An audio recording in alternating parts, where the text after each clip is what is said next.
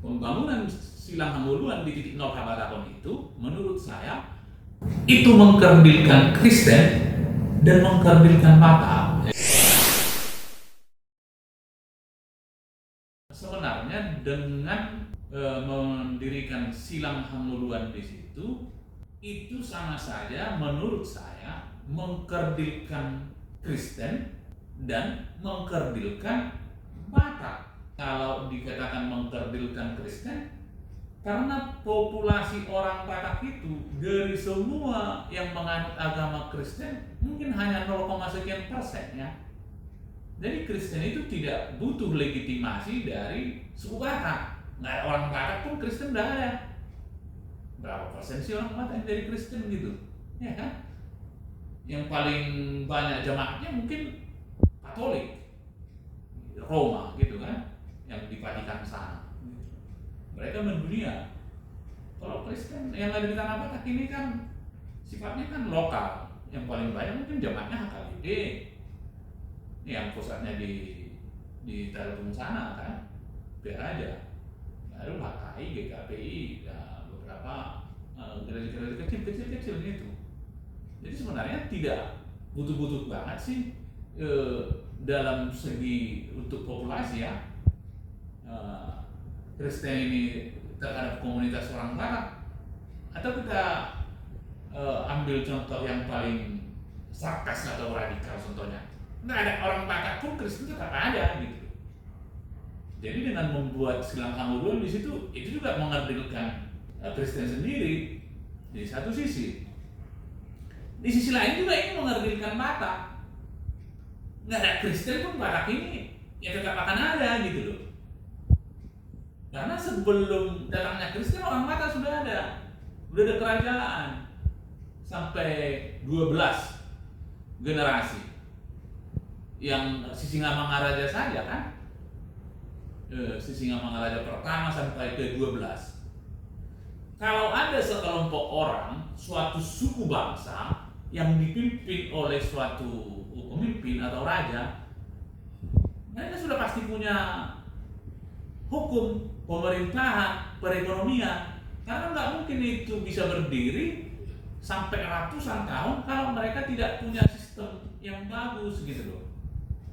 Jangankan untuk satu kerajaan gitu, untuk jadi memimpin salah satu ormas seperti kami ini di Horas Bangsa Batak, kalau nggak ada sistem, nggak ada peraturan, ini nggak bisa jalan gitu loh. Tidak gampang loh memimpin orang gitu. Jangankan satu ormas, satu STM aja kadang kelompok terkecil di STM persaudaraan aja, ya kalau pemimpinnya nggak bagus, peraturannya nggak jelas, itu STM nggak bisa bubar gitu loh. Harus ada aturan dan peraturan, harus ada ketaatan gitu. Apalagi suatu bangsa. Jadi jangan dianggap bahwa seandainya nggak ada Kristen, nggak ada Batak itu kan pendapat gitu loh.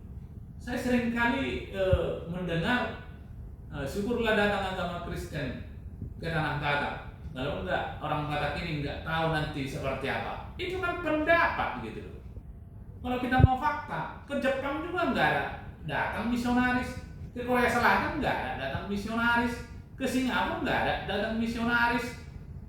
Dan mereka bukan beragama Kristen, ya mereka maju juga.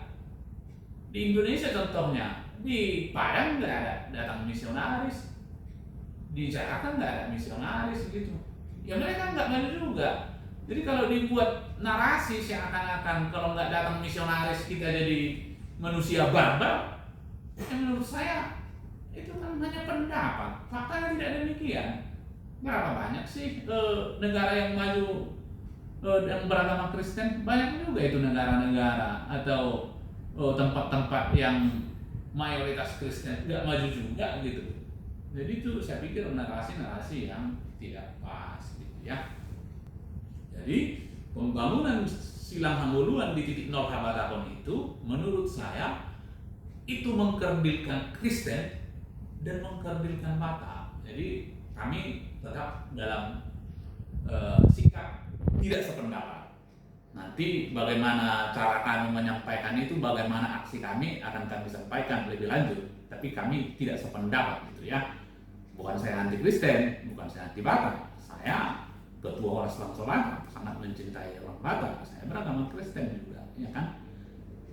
Biarlah iman kita itu kita implementasikan dalam tindakan sehari-hari. Kalau kita memang Kristen, ya kita buktikanlah kita menjadi orang Kristen penuh kasih, berkarakter baik, bermoral baik ini ya. Saya menganggap tidak perlu simbol-simbol. Simbol kekristenan itu sudah banyak di Tanah Batak lah.